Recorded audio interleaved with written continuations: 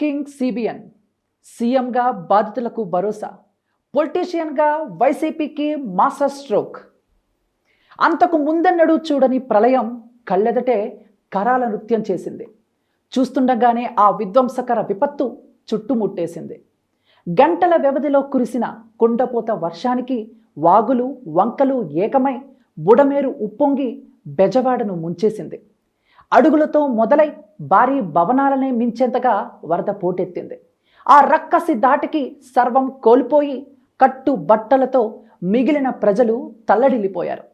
అంతటి విపత్కర పరిస్థితుల్లో ప్రజలకు భరోసా ఇవ్వటమే కాదు, నేనున్నానంటూ ఆ నాయకుడు అండగా నిలిచారు. 4 గోడల మధ్య కూర్చుని సమీక్షలు చెయ్యకుండా 74 ఏళ్ల వయసులో జేసీబీలపై పడవలపై ఇంటింటికి తిరిగి బాధితులకు భుజం కాశారు. వారిలో మనోస్థైర్యం నింపి బతుకుపై ఆశను నింపారు. విపక్షాల దుష్ప్రచారానికి తన చేతలతోనే సమాధానం చెప్పారు. ఆయనే టీడీపీ అధినేత, ఆంధ్రప్రదేశ్ ముఖ్యమంత్రి చంద్రబాబు నాయుడు. విపత్తులు ఎదుర్కోవటంలో అధికార యంత్రాంగాన్ని చురుగ్గా పని చేయించటంలో తనకు సాటి రారని చంద్రబాబు మరోసారి నిరూపించారు. బురదలో కూరుకుపోయిన విజయవాడను తిరిగి సాధారణ స్థితికి తీసుకురావటంలో ఆయన సేవలు అమోఘం. విపత్తులు చోటు చేసుకున్నప్పుడు ఆశగా కేంద్రం వంక చూసే ముఖ్యమంత్రిని కాదని ఆయన ఎప్పుడో ప్రూవ్ చేసుకున్నారు.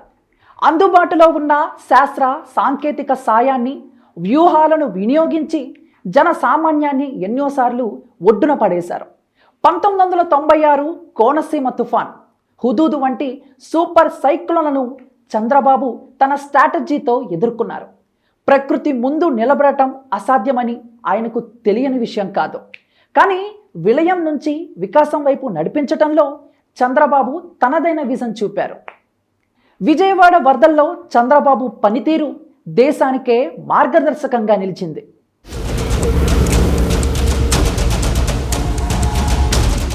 ఆగస్టు చివరి వారంలో పుట్టిన ముసురు దెబ్బకు విజయవాడ వణికిపోయింది. గడిచిన 20 ఏళ్లలో ఎన్నడూ లేనంతగా నగరం వరదను చవిచూసింది. ఎడతెరిపి లేకుండా 20 సెంటీమీటర్లకు పైగా వర్షం కురవడంతో వరద నీరు రోడ్లపైకొచ్చింది.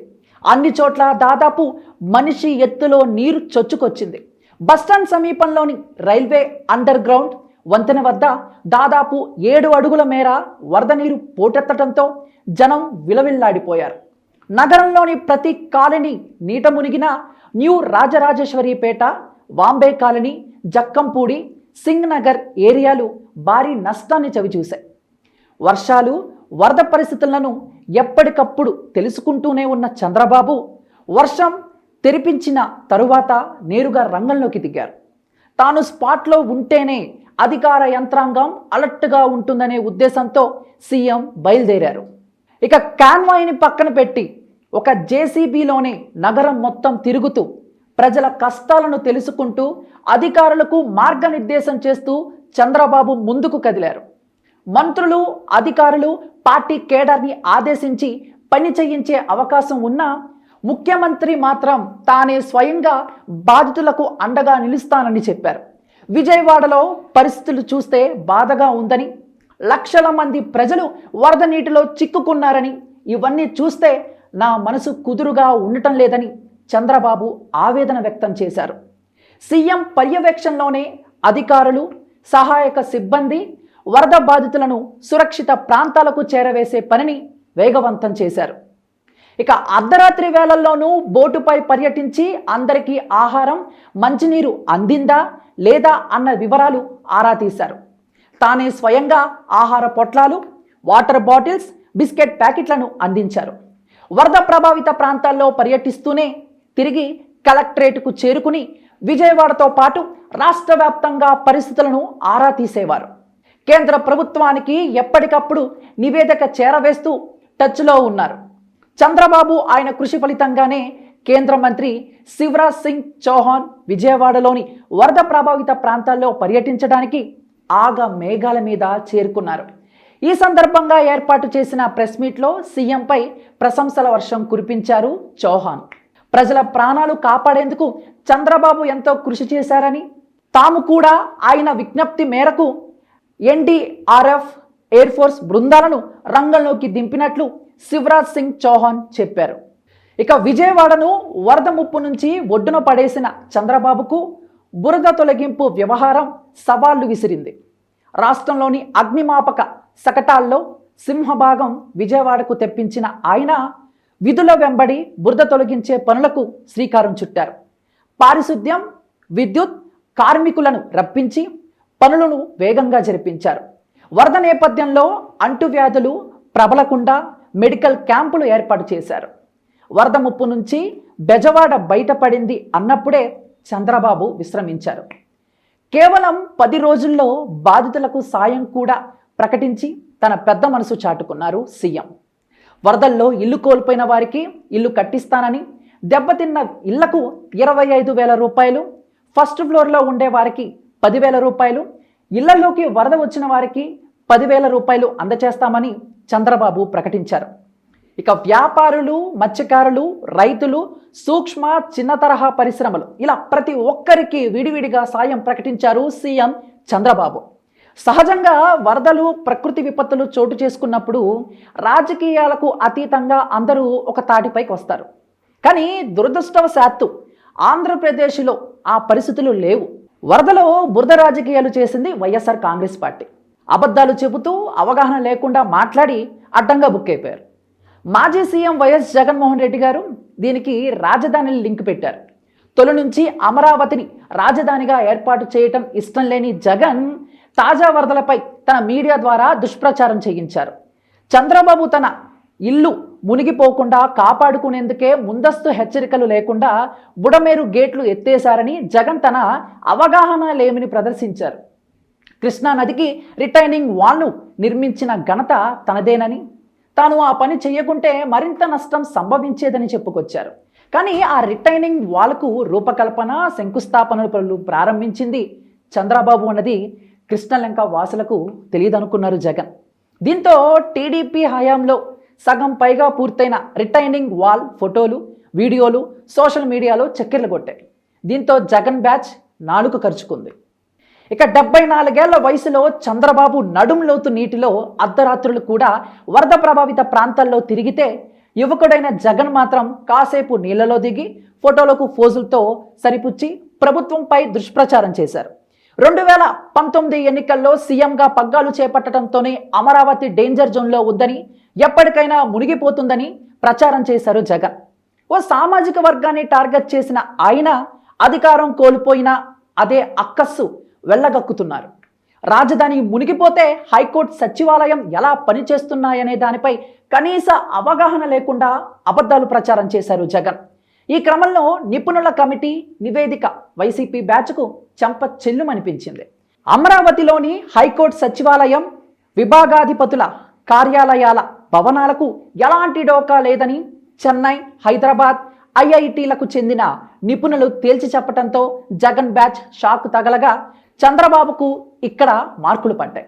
ఇక బుడమేరు గురించి విజయవాడ చుట్టుప్రక్కల ప్రాంతాలకు తప్పించి రాష్ట్రంలోని ఇతర జిల్లాలకు దాని గురించి తెలిసే అవకాశం లేదు. ఇంకేముంది, చంద్రబాబు ఇల్లు మునక్కుండా ఉండేందుకే బుడమేరు గేట్లు ఎత్తేశారని అబద్ధం చెప్పారు. తీరా జనం చివాట్లు పెట్టేసరికి సైలెంట్ అయ్యారు. బుడమేరు కట్టలు తెగడానికి ఇబ్రహీంపట్నం వద్ద దాదాపు 25 ఏళ్ల కిందట కట్టిన మినీ హైడల్ ప్లాంట్ కారణమంటూ కొత్త ప్రచారానికి తెరతీశారు. ఇక్కడ విచిత్రం ఏంటంటే, కృష్ణానదికి వరదలు వస్తే బుడమేరు నీరు నదిలోకి వెళ్ళే అవకాశం లేదు. అలాగే నదికి వరద వస్తే ఈ ప్లాంట్ కూడా మునిగిపోతుంది. బుడమేరు విషయం ప్రస్తావనకు వచ్చింది కాబట్టి ముఖ్యంగా చెప్పుకోవాల్సింది మంత్రి నిమ్మల రామానాయుడు గురించి. చంద్రబాబు ఆదేశాల మేరకు ఆయన గండ్లు పడిన ప్రాంతాల వద్దే గడిపారు. 3 రోజులకు పైగా నిద్ర లేకుండా గొడుగు కిందే ఆశ్రయం పొంది పనులను పర్యవేక్షించారు. గండ్లు పూడే వరకు విశ్రమించేదే లేదన్నట్లుగా మొండిగా పనిచేశారు. నిమ్మల కృషి వల్లే మరింత వరద ఊళ్ళల్లోకి రాలేదని నీటిపారుదల శాఖ నిపుణులు చెప్పుకొచ్చారు. ఇక బెజవాడ పూర్తిగా మునిగిపోయి వందలాది మంది ప్రజలు ప్రాణాలు కోల్పోలేదు. రాజధాని మునిగిపోలేదు. చంద్రబాబు ఇల్లు మునిగిపోలేదు. పైగా ప్రభుత్వ పనితీరును ప్రజలు మెచ్చుకుంటూ ఉండటం, ఇవన్నీ జగన్ అండ్ కోకు ఏమాత్రం రుచించలేదు. ఈ బురద రాజకీయం మధ్యలో లక్షలాది క్యూసెక్కుల వరద నీరు ప్రకాశం బ్యారేజ్కు వస్తున్న దశలో భారీ బోట్లు కొట్టుకొచ్చి పిల్లర్లను ఢీకొనడంతో ఏపీ రాజకీయం వేడెక్కింది. భారీ వర్షాల నేపథ్యంలో సెప్టెంబర్ 1 రాత్రి నాటికి ప్రకాశం బరాజ్కు దాదాపు 11,50,00,000 క్యూసెక్కుల నీరు చేరింది. ఈ ప్రవాహంలో గొల్లపూడి వైపు నుంచి 5 బోట్లు కూడా కొట్టుకొచ్చి ఒక బోటు మాత్రం ప్రవాహంలోనే కొట్టుకుపోగా 4 మాత్రం బ్యారేజ్ పిల్లర్లను ఢీకొట్టి అక్కడే చిక్కుకుపోయాయి. ఈ ప్రమాదం కారణంగా పిల్లర్ నెంబర్ 6-9కి సంబంధించి కౌంటర్ వెయిట్ విరిగిపోయింది. ఈ బోట్లు మీవంటూ టీడీపీ వైసీపీ నేతల మధ్య మాటల యుద్ధం నడిచింది. ప్రకాశం బ్యారేజ్కు బోట్లు కొట్టుకొచ్చిన ఘటనలో కుట్ర కోణం ఉందనే అనుమానంతో జలవనరుల శాఖ ఉద్యోగులు ఫిర్యాదు చేయటం దుమారం రేపింది. ఈ కేసుకు సంబంధించి ఉషాద్రి, కోమటి రామ్మోహన్లను పోలీసులు అరెస్ట్ చేశారు. బోట్లను ఇనప చైన్లతో కాకుండా ప్లాస్టిక్ తాళ్లతో కట్టేసినట్లు పోలీసులు తెలిపారు. ఒక్కో పడవ 40 నుంచి 50 టన్నుల బరువు ఉంటుందని చెప్పారు. ఈ ఘటనపై ఏపీ హోంమంత్రి అనిత సైతం అనేక అనుమానాలు వ్యక్తం చేశారు. బోట్లకు వైసీపీ రంగులు ఉన్నాయని, బోట్లు కొట్టుకుపోయినా యజమానులు ఎందుకు ఫిర్యాదు చేయలేదని అనిత ప్రశ్నించారు. ఎన్నడూ లేని విధంగా గొల్లపూడి వైపు బోట్లను ఎందుకు పార్క్ చేశారన్న ఆమె నిందితుల కాల్ డేటా, గూగుల్ టేకౌట్ వివరాలను సేకరిస్తున్నట్లు చెప్పారు. ఇక మరోవైపు ఈ బోట్ల తొలగింపు ప్రక్రియ ప్రభుత్వానికి తలనొప్పిగా మారింది. దాదాపు 11 రోజుల పాటు ఎన్నో వ్యయ ప్రయాసాలు కూర్చినా, నిపుణుల వ్యూహాలు రచించినా ఫలించలేదు. చివరకు కాకినాడకు చెందిన అబ్బులు టీం, బెకాన్ కంపెనీ, విశాఖకు చెందిన సీ లయన్ సంస్థ కలిసి సంయుక్తంగా ఆపరేషన్ నిర్వహించి ఒక బోటును తొలగించగలిగారు. ఇక నేడో రేపో నీటిలో మిగిలిపోయిన బోట్లను కూడా తొలగిస్తానని అధికారులు ధీమా వ్యక్తం చేశారు. ఎన్నికల ఫలితాల తర్వాత తీవ్ర నిరాశలో ఉన్న వైసీపీ శ్రేణులు బెజవాడ వరదలను రాజకీయం చేయాలని ట్రై చేసి చేతులు కాల్చుకున్నారు. ప్రతిపక్షం ఎంతగా ప్రయత్నించినా ఎక్కడా తొనక్కుండా బెనక్కుండా ప్రభుత్వ యంత్రాంగాన్ని నడిపించడంతో పాటు రాజకీయ ఆరోపణలను తిప్పికొట్టడంలోనూ ముఖ్యమంత్రి చంద్రబాబు నాయుడు సక్సెస్ అయ్యారు.